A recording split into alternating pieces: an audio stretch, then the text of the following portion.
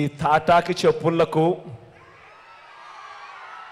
మీ బిడ్డ అదరడు, మీ బిడ్డ బెదరడు. మీకు సేవ చేయాలన్న నా సంకల్పం మరింత పెరుగుతుందే తప్ప ఏ కొంచెం కూడా వెనుకడుగు వేసే ప్రసక్తే లేదు.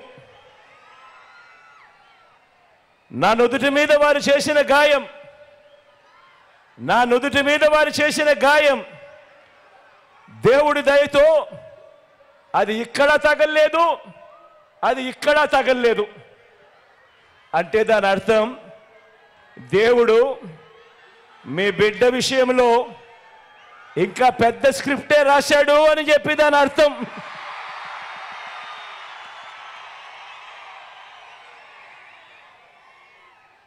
నా నుదుటి మీద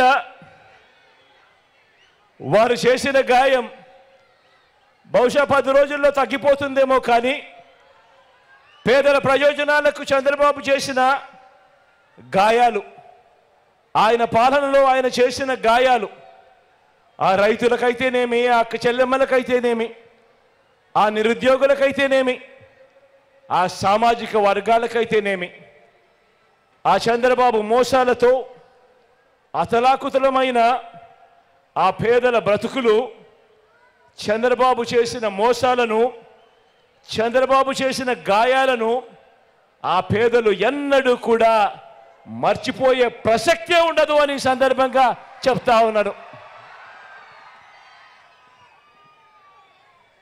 గాయపరచడం, మోసం చేయడం, కుట్రలు చేయడం చంద్రబాబు నైజమైతే, మీ ఇంటింటికి మంచి చేయడం మీ బిడ్డ నైజం అని చెప్పి కూడా ఈ సందర్భంగా గర్వంగా చెప్తా ఉన్నా.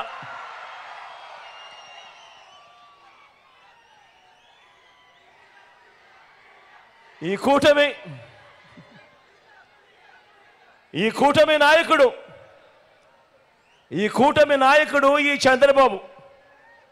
ఈ చంద్రబాబు గారి 30 ఏళ్ల ఫిలాసఫీ ఒకసారి చూడండి. 30 సంవత్సరాల చంద్రబాబు ఫిలాసఫీ ఒకసారి గమనించండి. పేద ప్రజలకు ఏ మంచి ఇవ్వద్దు అని, పేద ప్రజలకు ఏ మంచి చేయొద్దు అన్నది చంద్రబాబు ఫిలాసఫీ. ఇలా ఎంతమందికి చంద్రబాబు ఇవ్వద్దు అని చంద్రబాబు వాదించాడో గుర్తు తెచ్చుకుంటే బాబు ఎలాంటి వాడో అందరికీ కూడా అర్థమవుతుంది. ఆయన నైజం. రైతులకు ఉచిత విద్యుత్ ఇవ్వద్దు అన్నది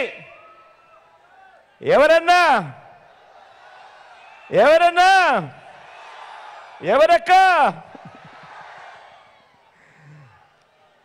మీరే చెప్పండి. రైతులకు ఉచిత విద్యుత్ ఇస్తే ఆ తీగల మీద బట్టలారేసుకోవాలి అని ఇవ్వద్దు అని ఎవరు చెప్పారు? ఈ బాబే. కిలో 2 రూపాయలకు బియ్యం ఇవ్వద్దు అని ఎన్టీఆర్ను దింపేసి 5 రూపాయల 25కు పెంచేసింది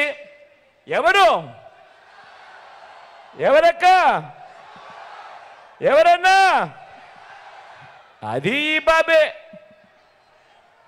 ప్రభుత్వ ఉద్యోగాలు ఇవ్వద్దు అన్నది ఎవరంటే ఆ దౌర్భాగ్యం కూడా ఈ బాబే.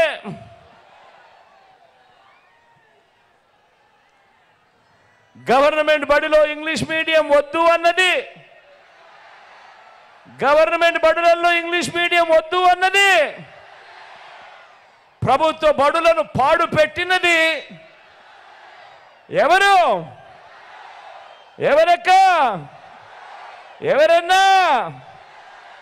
అది కూడా ఈ బాబే. పేదలకు ఇళ్ల స్థలాలు ఇస్తా ఉంటే కులాల మధ్య సమతుల్యం దెబ్బతింటుంది అని ఏకంగా పేదలకు ఇళ్ల స్థలాలు ఇవ్వకూడదు అని కోర్టులకు వెళ్ళి కేసులు వేసింది ఎవరక్క ఎవరన్నా? ఎవరు తమ్ముడు? అది కూడా ఈ బాబే.